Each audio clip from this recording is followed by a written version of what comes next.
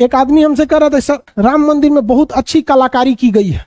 हम कहे बबुआ जो तुमको अच्छी कलाकारी कर रहे हो ना, ये तुम्हारे दादा परदादा भी नहीं थे ना, तो हमारे यहाँ ये शैली प्रचलित में था। जब अमेरिका ब्रिटेन में जेसीबी की खोज नहीं हुई थी ना, तो हमारे देश में ऐसी मंदिरें बनाई जा चुकी थी। इसीलिए दयानंद सरस्वती पगला थे जो बोले थे वेदों की ओर लौटो। क्या कहा गया था? वेदों की ओर लौटो। 2021 में बन रहा है। कब का मॉडल है ये? मौर्य काल का मॉडल है, मतलब आज से 2000 साल पहले का मॉडल है भारत पे। इसीलिए ना भारत को सोने की चिड़िया कहा जाता था। तो राम मंदिर जो बनाया जा रहा है ये कोई मॉडर्न टेक्नोलॉजी, मतलब ये डिजाइनिंग नहीं, ये नागर शैली है। हाँ, मॉडर्न तरीके का यूज भले हो रहा है। इसलिए कहा भारत की जो संस्कृति जो थी, ये जो डिजाइनिंग थी, आज का नहीं है, बहुत पहले का ही है। ये हो गया आपका गर्भगृह। पूरे मंदिर का सबसे मेन चीज क्या होता है? गर्भगृह। लेकिन सब लोग ध्यान से सुनो भैया, गर्भगृह में ही मेन दर्शन होता है। अब मान के चलो हजारों लोग आ गए तो गर्भगृह में मतलब कुछ अनहोनी हो जाएगी, आपस में भगदड़ मच सकता है, कोई गिर गया कचरा जाएगा।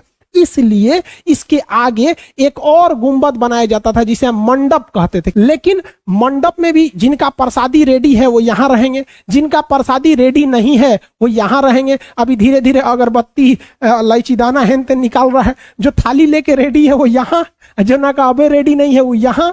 और अभी कोनो खोज रहा है कि रे चाचा कहाँ गई नो रे, चाची तो बेले रे, चाची नारियल छूट गई लो, अब का हुई? अगरबत्ती चंदन। तो जिसका सामान छूट गया वो भैया यहाँ रहो। तो मंडप कई ठो बनाए जाते थे, क्योंकि कई कैटेगरी का भक्त आता है। सब कई को हुआ आके खोजता है ये माई नारियल छूट गई लो, अरे सचुरा तो छूट गिलो, थोड़ा तैयारी नहीं समझ में आता है। मंदिर में गए हो तो सब चीज लेके जाओ यहाँ पर। तो ये लाल सिग्नल, ये येलो सिग्नल, ग्रीन सिग्नल, आप ऐसे नॉर्मली समझो, ऐसा कोई कैटेगरी नहीं होता है। हम आपको समझाने के लिए कह रहे हैं कि यहाँ वेटिंग वाले लोग रहते हैं जो गर्भगृह में जाने के लिए रेडी रहते हैं। गर्भगृह में जाके आपको परिक्रमा करना होता है, आप परिक्रमा करके निकल जाइए। जिस तरह रेलवे स्टेशन पर वेटिंग रूम होता है, उसी तरह भारत के आर्कियोलॉजी जो थी, इतनी बेहतरीन हमारी स्थापत्य कला थी कि मंदिर में भी वेटिंग के लिए मंडप बनाए गए थे।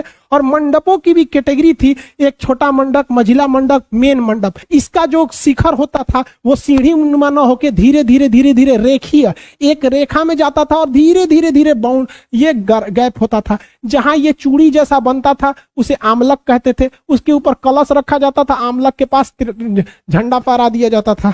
यहाँ दो टाइप की सीढ़ी थी, पहला को कहते थे जगती, दूसरा को कहते थे पीठ। और उसके नीचे ही ससुरा यहाँ चप्पल उतार दो। एक आदमी बैठे रहता था, ये मम्मी आप जाइए हम चप्पल देख रहे हैं। यहाँ यार चप्पलों बहुत चोरी हो जाता है। आज चोरी नहीं होता है, बदल के लोग चल जाते हैं। चप्पल कहाँ उतार दो भैया? पहली सीढ़ी से उधरे उतार दो। पवित्र होके ही आपको पहली सीढ़ी पे रखना है। तो जो शुरुआत की कुछ सीढ़ियां छोटी छोटी होती हैं उन्हें हम कहते हैं जगती। जगती के बाद एगो चबूतरा, क्योंकि मान लीजिए है ना एगो फैमिली से 10 आदमी गया है, तो जो पहले उतार लेगा चप्पलवा वहीं आ जाके खड़ा हो जाएगा, कहेगा ए मम्मी आपका सैंडल महंगा है, होने चोरवा के रखिए। दीदी रे तोर कल है किनाया है, तो चोरवा के रख, तो और सैंडल महंगा है, चोरवा के रख गायब हो जाएगा। उसके बाद से फिर अगली सीढ़ी आती है, इसे कहते हैं पीठ। पीठ के बाद आप किस में जाएंगे? गर्भगृह, सॉरी मंडप 1, मंडप 2, मंडप 3। मंडप 3 के बाद आपको गंगा जी और यमुना जी की फोटो मिलेगी। उसके बाद आप सीधे घुसेंगे गर्भगृह में, भगवान की दर्शन कीजिए, परिक्रमा कीजिए, चढ़ाइए, जो करना है करिए, मांगिए कि पास हो जाए, यूपीएससी निकाले, राष्ट्रपति बन जाए, यूएनओ के अध्यक्ष बन जाए, जो मानना है मांगिए। और ऊपर देखेंगे और ये बाप रे पूरा शिखर है ऊपर। शिखर कहाँ खत्म होता है? तो आमलक पर। आमलक के ऊपर आपको नीचे से नहीं दिख सकता, ये ठोस होता है, इसके ऊपर कलश रखा जाता है और यहाँ से ध्वज फहरा दिया जाता है। तो जगती पे चढ़िए, फिर इस चबूतरा पर आइए और यहाँ से फिर चढ़िए पीठ पर। अब जाइए पहला मंडप, इंतजार कीजिए सारा सामान, दूसरा का मंडप, तीसरा का मंडप। अब बताओ बबुआ, यहाँ राम जी के मूर्ति के पहले थोड़ा दरवाजा पे कौन चीज देखने को मिलेगा? गंगा और यमुना की मूर्ति। उसके बाद आप सीधे घुसेंगे तो क्या मिलेगा? गर्भगृह। और गर्भगृह के ऊपर देखेंगे तो मिल जाएगा आपको शिखर। ये शिखर देखिए क्या सीढ़ी नुमा है? नहीं, सीढ़ी नुमा नहीं है, ये धीरे धीरे धीरे धीरे डाउन हुआ है। आमलक के ऊपर ये कलश है और कलश के ऊपर ये झंडा देख लीजिए। ध्यान से समझो, नागर शैली में जब कोई व्यक्ति गर्भगृह में जाता है और वह परिक्रमा करना चाहता है तो उसके लिए चबूतरा स्पेशल बना रहता है, अंदर अंदर परिक्रमा करता है, उसको धूप नहीं लगेगा। देखिए ये खंभे जो हैं, इस खंभों के अंदर वो परिक्रमा करेगा, उसे धूप नहीं लगेगा। उसे क्या करेंगे, प्रादक्षी पथ, अरे संस्कृत नाम होता है ससुरा, वो सब संस्कृत समझो। ये परिक्रमा करने के लिए, शुद्ध हिंदी समझो, ये परिक्रमा करने के लिए होता है। अंदर क्या होता है, परिक्रमा करने के लिए। क्या मंदिर के बाहर परिक्रमा करते हैं? नहीं, वो मंदिर के अंदर ही करते हैं। ये खंभे रहते हैं, इसमें आप आराम से परिक्रमा कर सकते हैं। समझ में आ गया कि नहीं आ गया?